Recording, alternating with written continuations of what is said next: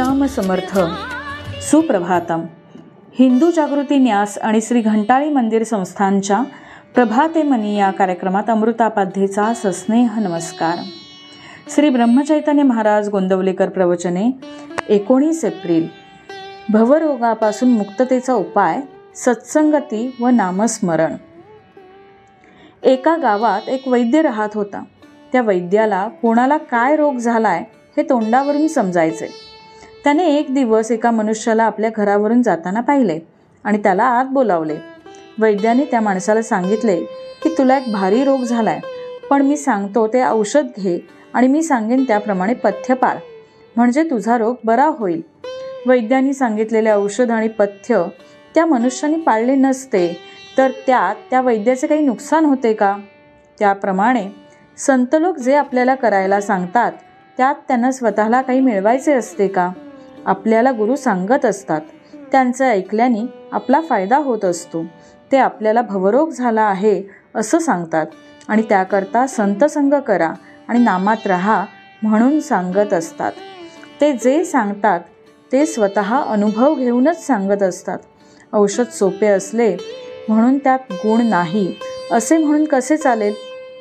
तुकारामांनी आपल्या उपासनेची शपथ घेऊन सांगितले आहे की नामस्मरणासारखे सोपे साधन नाही.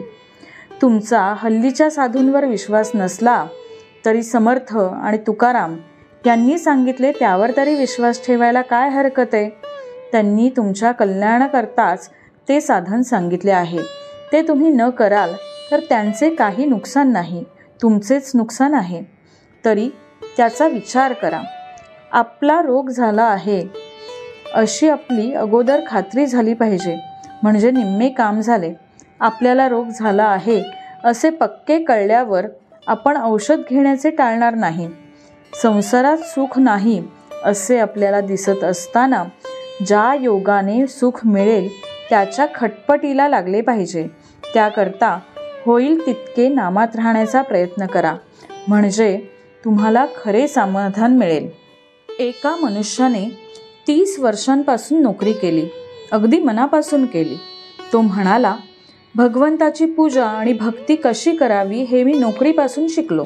त्याला विचारली ते कसे? तेव्हा त्याने उत्तर दिले, नोकरीमध्ये वरिष्ठांच्या मर्जीप्रमाणे वागावे लागते. तो जिथे बदली करेल तिथे आपल्याला जावे लागते.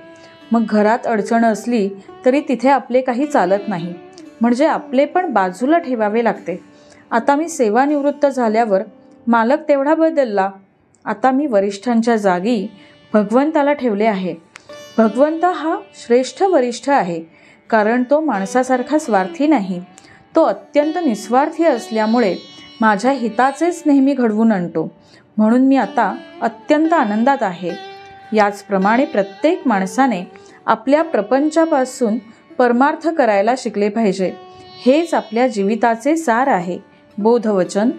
अनन्यतेशिवाय भगवंताची प्राप्ती नाही, त्यातच भक्ती जन्म पावते. आजचा हिंदू कर्तव्य दिनविशेष 19 एप्रिल. कामदा एकादशी, चैत्र शुक्ल एकादशी.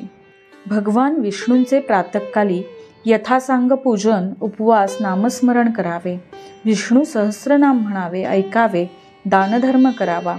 विविध कामनापूर्तींसाठी हे व्रत केले जाते.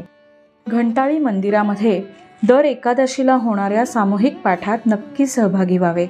संपूर्ण गीतापाठ सकाळी 10:30 ते 12:30, विष्णू सहस्रनाम सायंकाळी 5 ते 6 आणि हरिपाठ रात्री 8 ते 9.